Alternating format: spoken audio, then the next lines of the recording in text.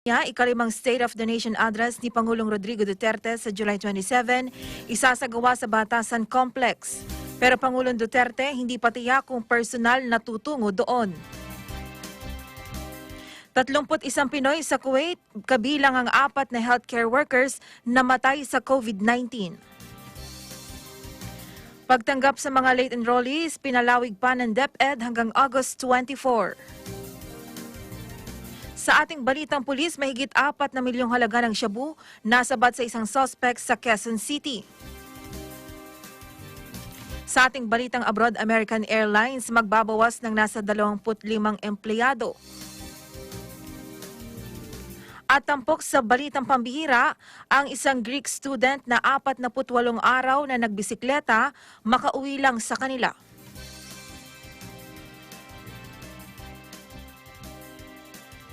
Sa detalye ng balita, walang namomonitor na sama ng panahon o low pressure area ang pag-asa sa susunod na 5 araw. Ngayong maghapon, Intertropical Convergence Zone o ITCZ sa Palawan, Visayas at Mindanao. Dahil sa nasabing weather system ayon sa pag-asa, maulap na papawirin, kalat-kalat na pag-ulan, pagkidlat at pagkulog ang umiiral sa nasabing mga lugar.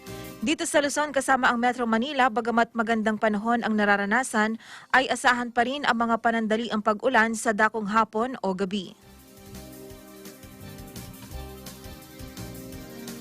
Niyanig naman nag-magnitude 3.7 na lindol ang lalawigan ng South Cotabato.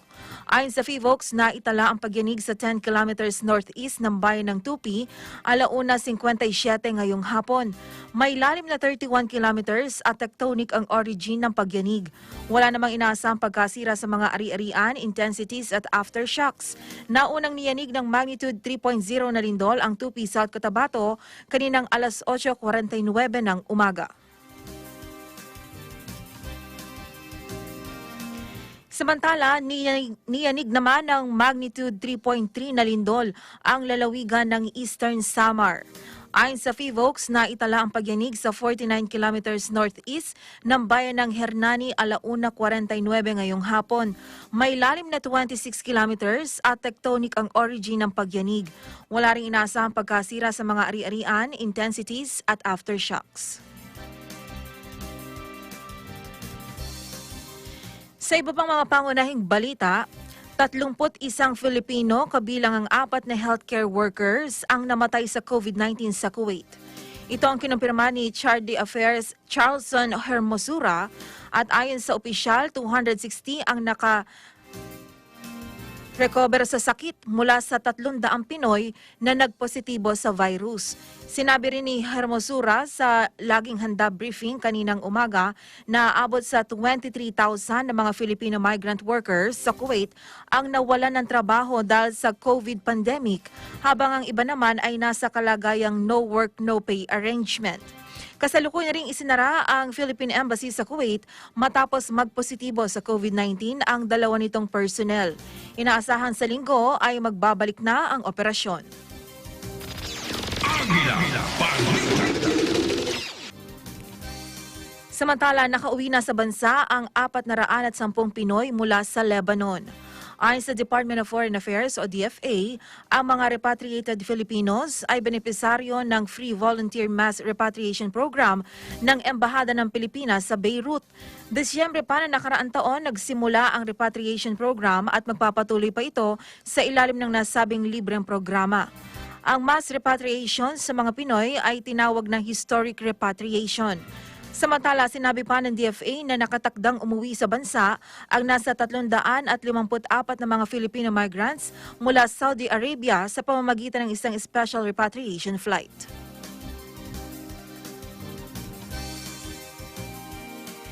Binigyan naman ni Pangulong Rodrigo Duterte ng 14 na araw ang Metro Manila na pababain ang kaso ng COVID-19. Sinabi ni Presidential Spokesman Secretary Harry Roque na kapag hindi na ibaba ng Metro Manila mayors ang kaso ng COVID-19 ay ibabalik sa Modified Enhanced Community Quarantine o MCQ ang National Capital Region o ang NCR. Ayon kay Roque, pumayag na si Pangulong Rodrigo Duterte sa rekomendasyon ng mga eksperto sa University of the Philippines na ilagay na sa MECQ ang Metro Manila ngayong July 16, subalit umapilasin na National Task Force Against COVID-19 Chief Implementer Carlito Galvez at DILG Secretary Eduardo Año na panatilihin muna ang GCQ sa NCR. Inihayag ni Roque na nangako sina Galvez at Año kay Pangulong Duterte na hihigpitan ng mga local government units ang pagpapatupad ng mga standard health protocols para mapabagal ang pagdami ng kaso ng COVID-19 sa Metro Manila.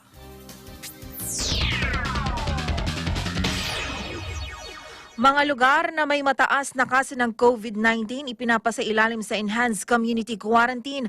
Ang detalye kay Agila 8, Mean Corvera. Sinirekomenda na ng liderato ng Senado na isailalim sa Enhanced Community Quarantine ang mga syudad at probinsyang may mataas na kaso ng COVID pandemic. Dulot ito ng patuloy na pagtaas ng kaso ng COVID-19 na umaabot na sa mahigit 58,000. Ayon kay Senate President Vicente Soto, dapat magpatupad ng ECQ sa mga lugar na hindi nag-i-improve ang datos na nagkaroon ng virus at mga lugar na matitigas ang ulo at ayaw makipagtulungan sa gobyerno. Kung si Soto raw ang masusunod, nais pa rin itong patawan ng mas mabigat na parusa ang mga residenteng pasaway at matigas ang ulo ayaw sumunod sa mga itinataktang health protocols. Kabilang na rito ang hindi sumusunod sa physical distancing at hindi pagsusuot ng face mask o nagsusuot pero nakalagay lang sa kanilang baba. Aminado ang senador na hindi humuhupa ang pandemya dahil rin sa katigasan ng ulo ng ilan at ayaw sumunod sa mga panuntunan ng gobyerno. Narito ang bahagi ng pahayag ni Soto.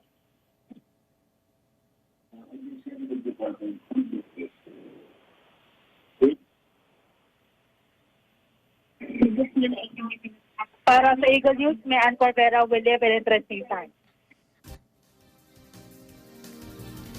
Samantala, pumalo na sa 4,646 ang bilang ng mga COVID positive cases sa Quezon City. Pero ayon sa City Health Department, 4,571 rito ang may kumpletong address sa lungsod. Umaabot naman sa 4,546 ang kumpirmado ng Quezon City Epidemiology and Surveillance Unit o ng CESU. Ang active cases naman ay nasa 1,772 habang umakyat sa 2,511 ang mga gumaling o nakarecover. Nasa 263 naman ang kabuuang bilang ng mga nasawi. Posible pang magbago ang bilang ng mga kaso sa lungsod dahil na rin sa tuloy-tuloy na isinasagawang community-based testing. Samantala, maaaring hulihin kahit walang warrant of arrest ang mga residente ng lungsod na mahuhuling lumalabag sa quarantine protocols tulad ng pagsusuot ng face mask. Ito ang inihayag ni Chief Quezon City Task Force Disiplina Rani Ludovica. Ayon kay Ludovica, dadalhin ang mga quarantine violators sa temporary detention facilities. Sabi pa ni Ludovica, ang mga residente ng lungsod na mahuhuling hindi nagsusuot ng face mask ay pagmumultahin ng hanggang 5,000 piso o maaaring makulong ng hanggang 6 na buwan. Samantala, umakyat na sa 313 na mga tauhan ng Philippine Coast Guard ang nagpositibo sa COVID-19. Ayon kay PCG spokesperson Commodore Armand Balilo, sa bilang na ito ay may 83 na nakarecover. Mayorya sa mga nagpositibo ay pawang asymptomatic o walang sintomas ng virus. Ayon sa PCG, ang mga nagpositibo ay mga frontline personnel na nakadeploy sa mga strategic areas para tumulong sa pag-asiste sa mga umuuwing overseas Filipinos at kanilang pamilya, locally stranded individuals at iba pang mga frontline workers. Regular din silang nagsasagawa ng inspeksyon, pag-asiste at pagtiyak na COVID-free ang iba pang maritime stakeholders gaya ng mga mangingisda, shipping crew at cargo truck drivers. Inatasan naman ni PCG Commandant Vice Admiral George Urusabio Jr. ang PCG Task Force Bayanihan na tiyaking ang mga infected personnel ay agad ma-pull out sa kanilang istasyon at mabigyan ng medical assistance at iba pang suporta para sa mabilis nilang paggaling. Tiniyak naman ng PCG ang regular na pagsasailalim sa RT-PCR test sa kanilang frontline personnels, pagbibigay ng supply ng vitamins bukod pa sa mga personnel na protective equipment upang masiguro ang kanilang proteksyon laban sa virus habang ginagampanan ang kanilang tungkulin.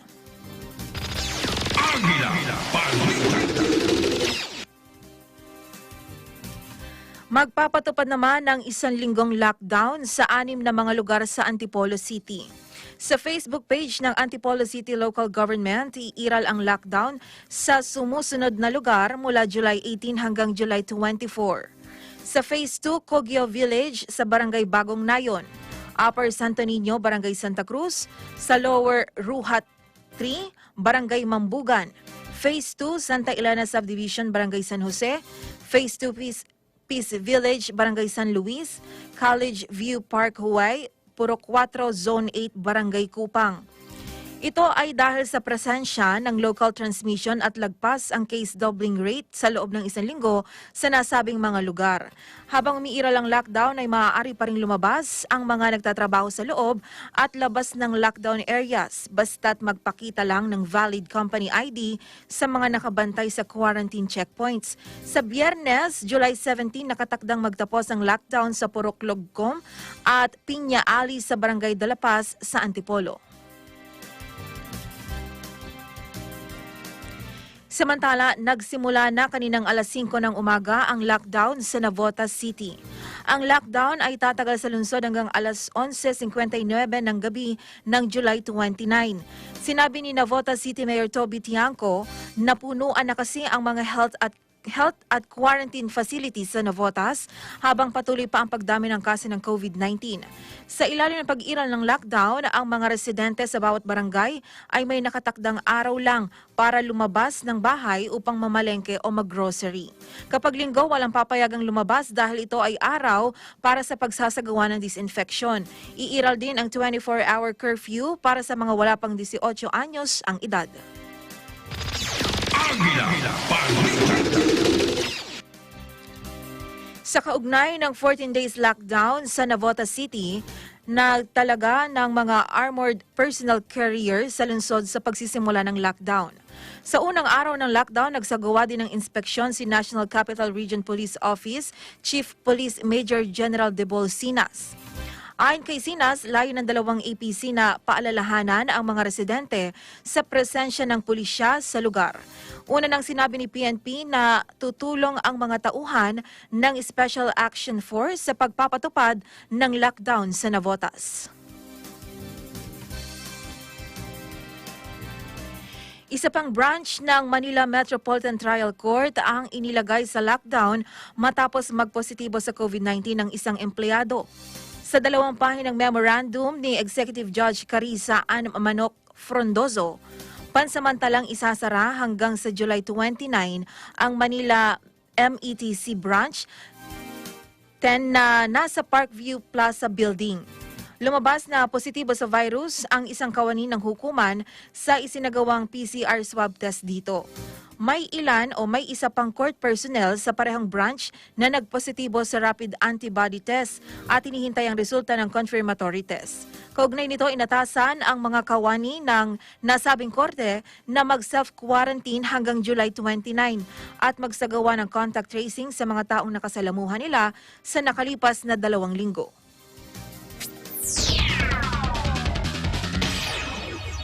Quarantine status ng mga korte sa buong bansa pwede nang makita sa website ng Supreme Court. Ang detalye kay Agila 28, Moira Encina. Maaari nang makita sa website ng Korte Suprema ng publiko at ng mga court users ang mga hukuman sa bansa na naka-lockdown. Ito ay matapos ilunsad ng Supreme Court Public Information Office ang bagong feature sa SC website na naglalaman ng quarantine status ng mga korte. Nakikita sa lower court's quarantine status feature ang mga hukuman na pisikal na nakasara dahil may mga empleyado na nagpositibo sa COVID-19. Ibinatay ang mga impormasyon mula sa mga memoranda na opisyal na natanggap ng SCPIO mula sa Office of the Court Administrator. Ayon sa SCPIO, bagamat sarado ang mga hukuman, ay patuloy naman ito sa operasyon sa pamagitan ng kanilang mga emails at hotlines. Para sa Eagle News, Moira Encina, we live in interesting times.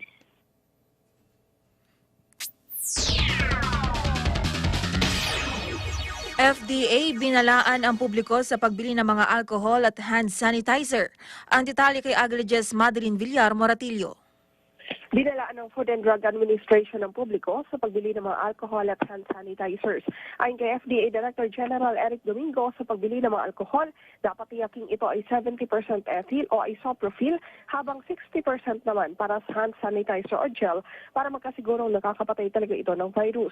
Tiyakin din anya na wala itong sangkap na ethyl acetate na masama sa kalusugan ng tao. Ang ethyl acetate ay hindi anya ligtas sa katawan ng tao.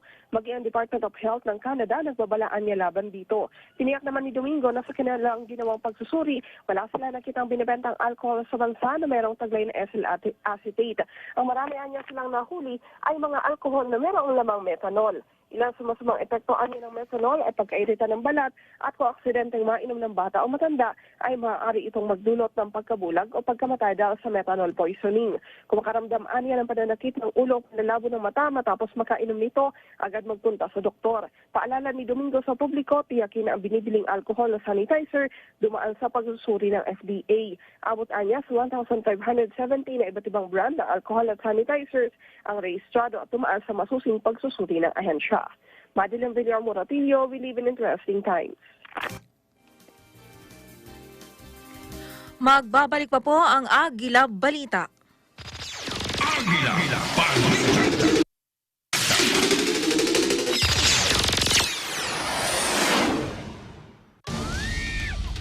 Matinding salpukan ng magagaling ang hindi dapat palampasin ngayong weekend.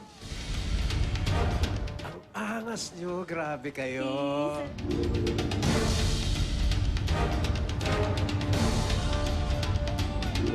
Hangang-hanga na talaga ako sa'yo.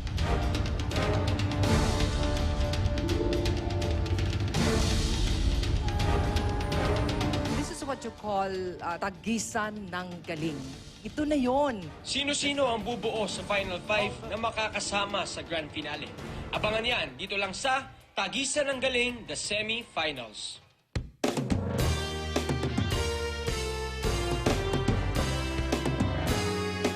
Tagisan ng Galing is presented by SMC Infrastructure Building a Better World. Sandig Sugar-Free White Coffee. Puno ng white coffee taste without the sugar, kaya lower calories. Try mo na Sandig Sugar-Free White Coffee. Sarap ng white coffee, now sugar-free. Veg-approved Nutrichos, the only premium dog food with active boost for optimum energy and prebiotics that help strengthen immunity. Just like Catherine Bernardo, gawing listo, ganado ang fur babies niyo. Listo ganado sa Nutrichos. Magnolia Chicken Templados, delicious, ready to cook and freshly marinated daily. PUREFOODS Luncheon Meat, pure sarap for every family. Star Chunky Cheese Corned Beef, ang cheesy ng corned beef mo. Walang duda, kids can tell na #1 ang PUREFOODS Tender Juicy. Ang tender, ang juicy, ang sarap. Co-presented by Cooper, expert in air conditioning and electromechanical. Also engaged in structural, electrical, fire protection, plumbing, and sanitary services. Cooper, your ultimate MEPS and air conditioning solutions. Ulan Incorporated International, fight against global poverty. New San Jose Builders Incorporated. Canrib Corporation, your ventilation and air conditioning specialist. Vita Herbs Philippines Green Coffee. Masarap, mabango, at healthy pa. Puerto Rico Resort and Convention Center, Cabiao, Nueva Ecija. I love Puerto Rico. In participation with Philippine National Bank, masasandalan ng pamilyang Pilipino saan man sa mundo. PNB, you first. Rain or Shine Elastomeric Waterproofing Paint. Matimco. R Square Variables Incorporated. Compizel Enterprises. Saisho International Trading Corporation. DN Steel. EMAC UPB Roof Corporation. East West Bank. Your dream, our focus.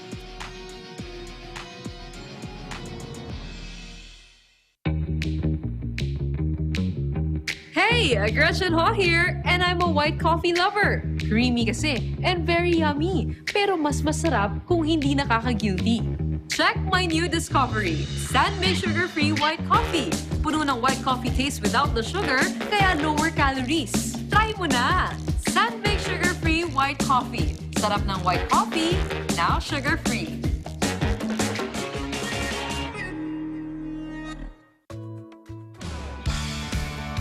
The South Luzon Expressway, a 36-kilometer long road that runs from Alabang to Santo Tomas, Batangas, connects several commercial and residential areas in the Greater Manila in the provinces of Laguna, Cavite, and Batangas. This will soon be extended all the way to the province of Quezon.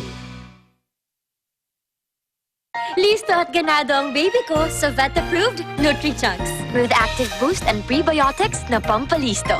Made with real meat, with essential nutrients to help them grow healthy and happy. Listo, ganado sa Nutri-Chunks. Bakit natin ipinagluluto ang mga mahal natin? We want them to feel special. Sa meaty luncheon meat that we serve. If your pure intentions had a taste, it would taste like PUREFOODS. Pure sarap, PUREFOODS luncheon meat. 19. Sa operations po ng isolation, kasalukuyan po mayroon po tayong 6,522 beds dedicated sa ating mga kaso ng COVID-19. Halos po lahat ng 57% ay nanggaling sa probinsya ng Negros Occidental. Malimit po dito sa Region 6, halos lahat po ng mga LSI, ng mga kaso natin ay dinadala po natin sa mga ating mga temporary treatment and monitoring facilities. Kaya po nababawasan po ang contamination sa kanilang mga bahay. Para naman po sa mga dedicated beds natin, para sa mga COVID-19 cases, kasalukuyan po, marami po tayong beds na dedicated para sa mga probable at suspect cases.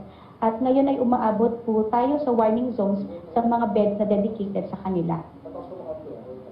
Para naman po sa mga temporary treatment and monitoring facilities dedicated para sa ating mga returning OFWs at locally stranded individuals, mayroon po tayong 5,674 dedicated beds na nasa 213 facilities. Makikita po natin na sa mga probinsya at city ng Western Visayas, umabot po sa 100% ang current occupancy ng Iloilo City dahil po ito'y sinasadyang gamitin na naman ng mga ROFWs natin. Kaya kung ilan lang po yung dumadating, yun lang po ang binibiling nila sa tuwing araw. In terms naman po ng operations natin for treatment, currently meron po tayong 659 beds dedicated sa ating mga hospital facilities. And sa critical care utilization rate po ng Western Visayas, tayo po ay nasa safe zone pa rin. Hindi lamang po ang mga COVID-19 cases ang gumagamit ng ating critical utilization rate, makikita po natin na may mga iba pa rin sakit na gumagamit ng ating mga beds sa mga hospitals. And kasalukuyan po nasa warning zone po tayo. Para po sa mga inaugment nating human resource for health, kasalukuyan po, ang pinakamarami po nating na-hire ay mga administrative assistant or mga encoder, nurses, nurse attendants, medical technologists, at medical officer. Para naman po sa mga affected na mga healthcare workers at frontliners, kasalukuyan pong meron po tayong 92 na affected na mga frontliners at healthcare workers. Karamihan po sa kanila, or 52 out of the 92 cases, are medical or nasa linya ng mga doktor at nurses. Karamihan po sa mga affected na healthcare workers natin ay mga doktor, nurses, at midwives. So, maraming salamat po. Maraming salamat po, Dr. Juanico, at naliwanagan po kami sa kasalukuyang sitwasyon sa Western Visayas at naiintindihan po namin ngayon ang suportang kailangan ng Region 6 mula po sa taong bayan at iba pa hong sektor ng ating lipunan. So bago po tayo magpasalamat kay Dr. Juanico, magbibigay daan muna po tayo sa ilang katanungan galing po sa ating mga taga-subaybay. Doktora, ano-ano po ba ang mga inisyatibong pinatupad ngayon sa Western Visayas? Dr. Juanico? Currently po, Yusek Pergeri, dito po pinag-iigting po natin ang implementation ng ating mga race-based public health interventions, lalong-lalo na po yung paggagawa ng mga administrative engineering at saka mga environmental controls para po masigurado natin na pag bumalik na po ang 100% o pag pumasok na po ang Western Visayas sa new normal, masisigurado po natin maiiwasan ang pag-transmit or transmission ng ating COVID-19. Napaka-importante yan, Doktora? Kasi alam natin na lahat tayo talaga should transition into this new normal already and we should enforce these minimum health standards. So ang pangalawa naman pong katanungan, paano po magtutulungan ang health at saka business sector upang maging bahagi ng solusyon sa Western Visayas kontra COVID at makabangon mula sa masamang epekto nito sa ating ekonomiya? Doktora? Yes po. So kasalukuyan po, pinag-iigting din natin ang ating coordination sa mga business sectors through our local government units na mapaigting din po ang monitoring at saka masigurado natin na yung mga mag-meet natin yung mga minimum health capacity at nai-implement po yung mga dapat na interventions natin para maiwasan po ang pag-transmit ng ating COVID-19. Ayan. So talagang, Doktora, alam naman natin na meron tayo, isa sa principles ng ating response for COVID-19 is a whole of government and the whole of society approach dito sa paglaban natin sa COVID-19. So kailangan talaga ang pakikipagtulungan natin sa iba't ibang sektor.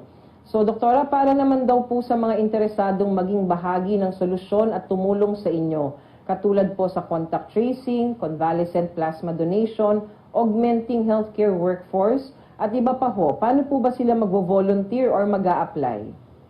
So kasalukuyan po, nakita po natin sa datos na pinisenta namin kanina na mayroon po tayong 6,000 gaps in terms of the additional contact tracers na kailangan ng Region 6.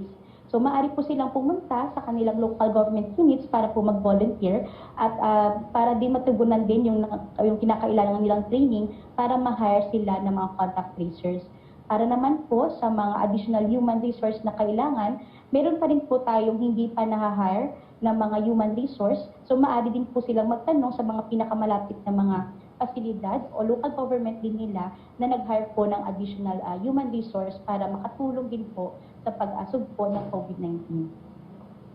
Napaka-importante niya, Doktora, para madali pong makakatawag o kaya makapag-coordinate ang mga interesadong tumulong pa sa Western Visayas. So ngayon, Doktora, we have accommodated one question from the media. Galing po kay Red.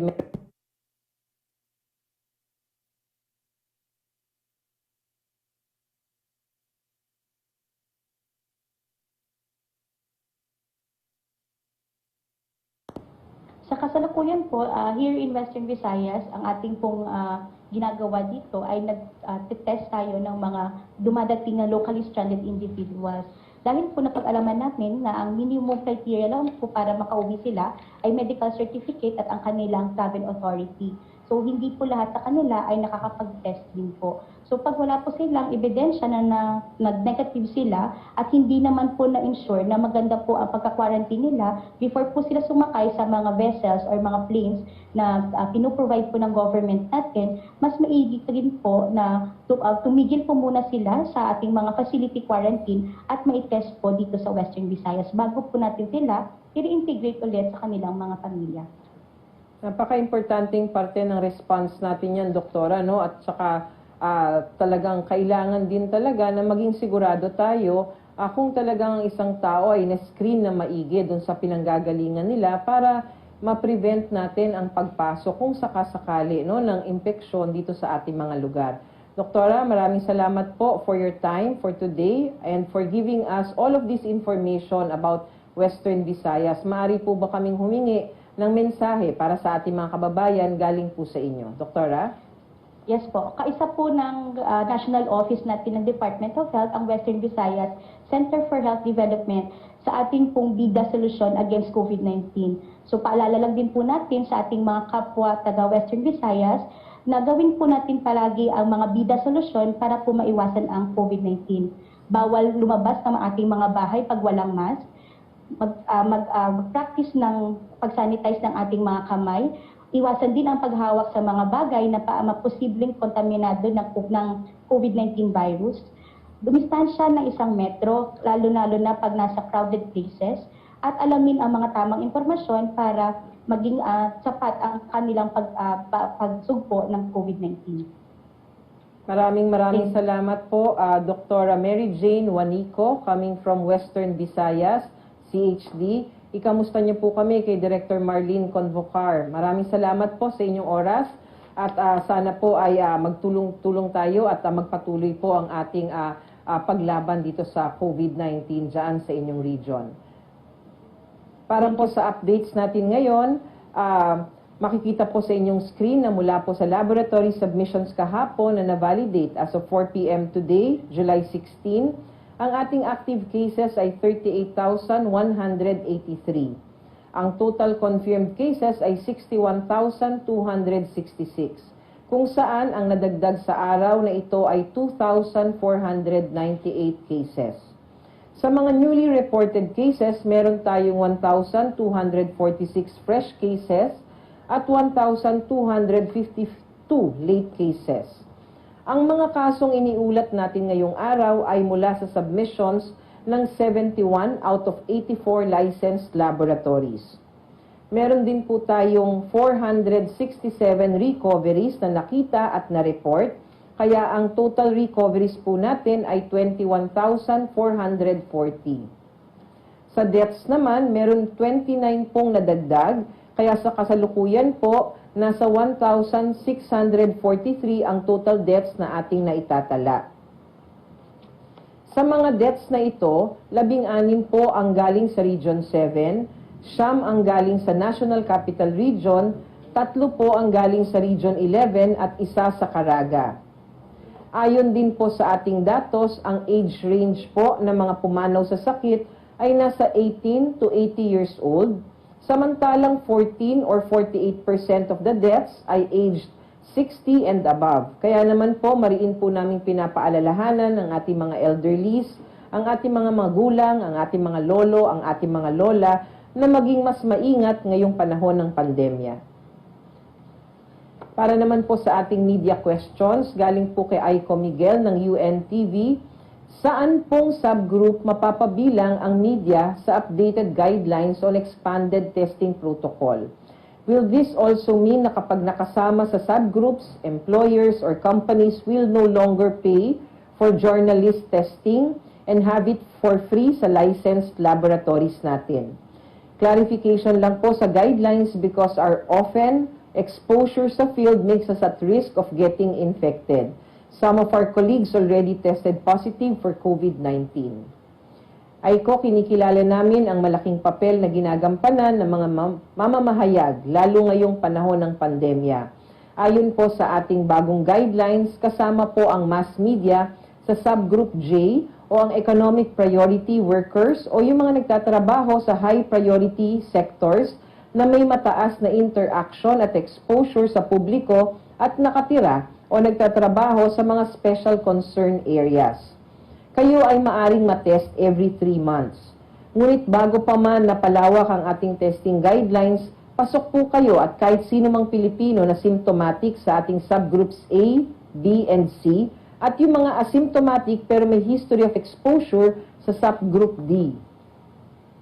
Lahat po ng nasasaloob ng ating subgroups ay covered ng PhilHealth o kaya naman kung meron kayong mga private health insurance coverage para ma-reimburse for testing. Ayon din po sa ating bagong guidelines, kung hindi naman tayo napapaloob sa current guidelines, maaari pa rin ho kayo magpa-test gamit ang RT-PCR at your own cost. Ikaklaro ko rin po na nakapaloob din po sa ating guidelines na ang rapid point-of-care antibody-based test kits ay hindi dapat gamitin upang ma-rule out ang COVID-19. Ang mga test na ito ay kailangan pa rin gamitin kasama po ang RT-PCR. Para sa ating media partners, mag-ingat po tayo lagi, lalo na't madalas kayong sumasabak sa high-risk areas. Laging maging bida sa inyong mga activities at mag-sanitize agad lahat ng mga gamit bago po kayo pumasok sa inyong mga bahay. How often do hospitals have to disinfect their facilities, especially when a healthcare worker succumbs to COVID-19? What sanctions can DOH impose on hospitals that don't follow disinfection protocols and would not give their healthcare workers proper quarantine and isolation when exposed to a COVID-19 positive? Ayon po sa DOH Department Memorandum 2020-0208 o ang Interim Guidelines on Enhancing the Infection Prevention and Control Measures through Engineering and Environmental Controls in all health facilities and temporary treatment and monitoring facilities during the COVID-19 pandemic, kinakailangan po ang regular na disinfection at cleaning ng lahat ng health facilities and treatment and monitoring facilities upang ma-minimize ang risk infection para sa mga healthcare workers at mga pasyente. Ang sinasagawa pong cleaning at disinfection ay kailangang nakaayon din sa tamang protocol at standards for disinfection na nakasaad naman po sa Department Memorandum 20167 o Guidelines on Disinfection in Various Settings as an Infection Control Measure Against COVID-19. Ngunit meron naman din pong potential na breach in the implementation of cleaning and disinfection protocols, especially in healthcare settings. Maaari niyo po itong idulog sa amin dito sa DOH upang agad po naming maimbestigahan at mabigyan natin ng karampatang aksyon. Dahil kasama po sa licensing requirements ng mga ospital na dapat meron po silang measures to control infection and prevention. Galing po kay Ivan Mayrina ng GMA News, question on reinfection. Hindi po pala ibig sabihin na ang na-infect at gumaling sa COVID-19 ay protektado na ng antibodies dahil pwede pang ma-infect ulit. Si Dr. Karen Senen, now fighting for her life in PGH, nakaramdam po ng simptomas just a few days after recovering from COVID-19. As we know, SARS-CoV-2, which is the causative agent of COVID-19, is a novel coronavirus, which means that to date, despite continuous efforts by the global scientific community to study the virus, there is still a lot to be discovered about this disease. Ayon po sa WHO, wala pa pong strong evidence na nagsasabi na people who have recovered from COVID-19 and have antibodies are protected from a second infection. The WHO continues to review the evidence on antibody responses to SARS-CoV-2 infection. Pinag-aaralan din po kung gaano ba kalakas ang relationship ng pagkakaroon ng antibodies at clinical improvement. Sa larangan po ng medisina, hindi lang po test ang tinitignan ng mga doktor upang ma-evaluate ang improvement po ng isang pasyente. Tinitignan din po ng medical team ang buong clinical picture ng bawat COVID-19 case. Sa ngayon, hindi pa po sapat ang ebidensya mula sa mga malalaking studies na protektado sa pangalawang COVID-19 infection ang mga nakarecover na.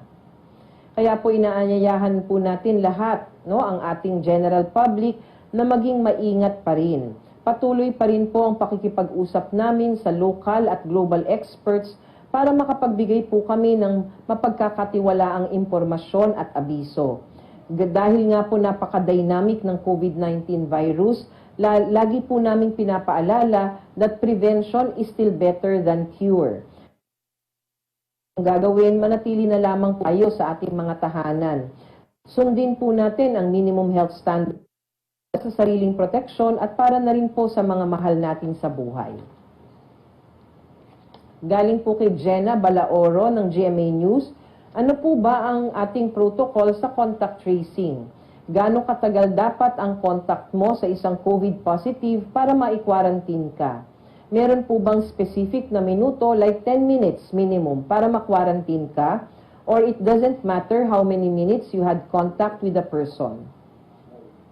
Ayon po sa ating updated guidelines on contact tracing of close contacts of confirmed coronavirus disease cases, Department Memorandum 2020-0189, ang contact tracing po ay ang identification, listing at follow-up ng mga taong maaring nagkaroon ng close contact sa isang confirmed COVID-19 case. Masasabi pong close contact ang isang tao kung nagkaroon po siya ng contact sa probable o confirmed case 2 araw bago ang onset of illness ng confirmed COVID-19 case. Hanggang sa panahon na mag-test na negative ang nasabing kaso base sa laboratory confirmation o iba pang approved laboratory test. So makikita po sa inyong mga screen ang criteria po natin para masabi nating close contact kayo. Unang-una, kailangan may face-to-face contact sa isang probable or confirmed case sa loob po ng 1 metro at higit sa 15 minuto, 15 minutes. Pangalawa, kailangan may direct physical contact sa isang probable or confirmed case. At pangatlo, direct care sa isang probable or confirmed COVID-19 case na hindi po gumamit ng tamang personal protective equipment. Muli, salamat po kay Dr. Juanico at pinaunlakan niyo po ang aming paanyaya na ibahagi sa amin ang kalagayan sa Western Visayas. Ngayong malinaw sa amin ang kalagayan ng Region 6 at ang tulong na kailangan ng Western Visayas Region, maliwanag na ang paggapi sa pandemyang ito ay mangyayari lamang po kung magtutulungan ang bawat tao, ang mga ahensya ng pamahalaan at ang lungsod. Ang laban po natin sa COVID ay laban nating lahat. Naway lagi po natin isipin na kahit na ano po ang ating edukasyon, ano ang ating trabaho o ano po ang ating edad, ang bawat isa po sa atin ay tinatawag upang maging parte ng solusyon at magkaisa kontra COVID at makabangon mula sa masama nitong epekto sa ating lipunan. Maging mapagmasid at matandain sa pagsasagawa po ng ating health protocols. Ito'y makakatulong upang mapanatili ang ating kalusugan. Sa ganitong mahirap na sitwasyon, ang pagiging bahagi ng solusyon ay makakapagligtas hindi lamang po sa ating buhay, kundi pati na rin sa buhay ng ating mga kaibigan at ng mga mahal natin sa buhay. Kaya naman po importante pa rin na sumunod tayo sa ating mga health guidelines. I-memorize na po natin ito. Maging bida po tayo. B, bawal ang walang mask. I, isanitize ang mga kamay, iwas hawak sa mga bagay. D, dumistansya ng 1 metro. At A, alamin ang totoong impormasyon. Huwag po tayong maging kampante. Sa halip, patuloy po tayong maging responsable. Alagaan po natin ang ating mga sarili, ang ating mga mahal sa buhay, at ibang pang miyembro ng ating komunidad. Sa kamay po natin lahat nakasalalay ang kaligtasan at kagalingan ng bawat isa. Tandaan, we can be the solution. Together, we can beat COVID-19.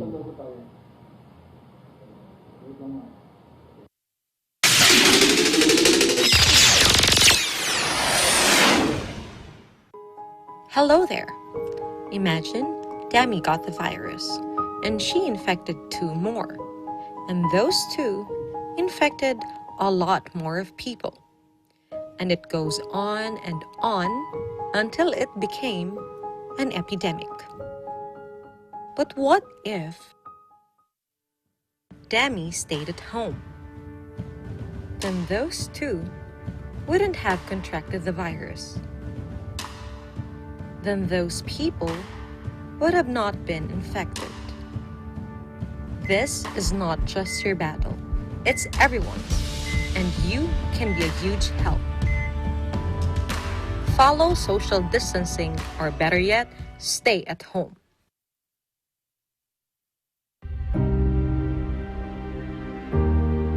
It says the best defense is still containment. We are in uncharted territory. Kailan volume 450. F5 mo to 100%. Standing by. Construction eh.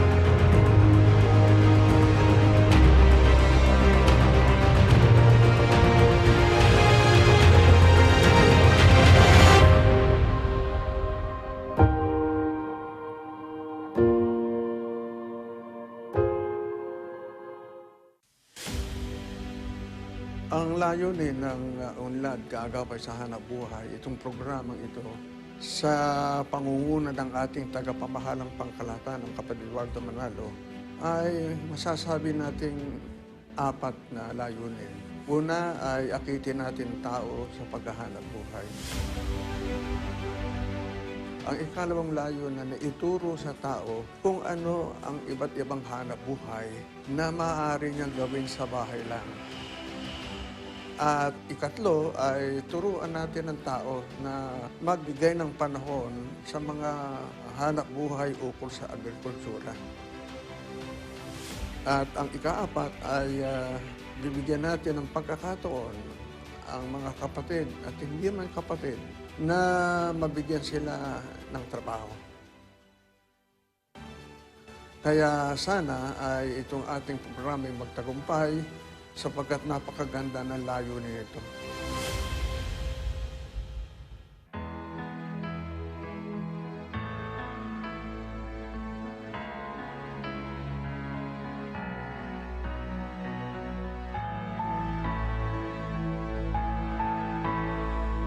Marami mang pagsubok na dumaraan, naganap ang kahirapan, kawalan ang hanap buhay. Sa atin ay may aagapay, sa pagbangon may karamay.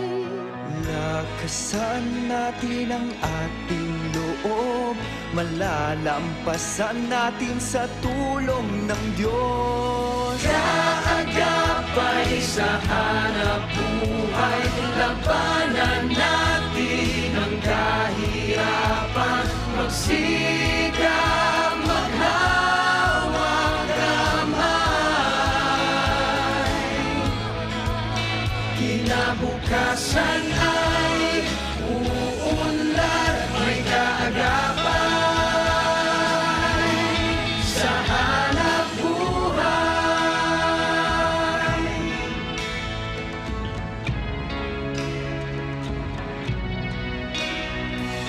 Marami ay hindi alam kung saan kukuha pangtusto sa pamilya, paano kikita. Huwag mawawalan ng pag-asa, di ka nag-iisa. Ang unlad na biyaya ng Diyos, sama-sama nating itaguyon.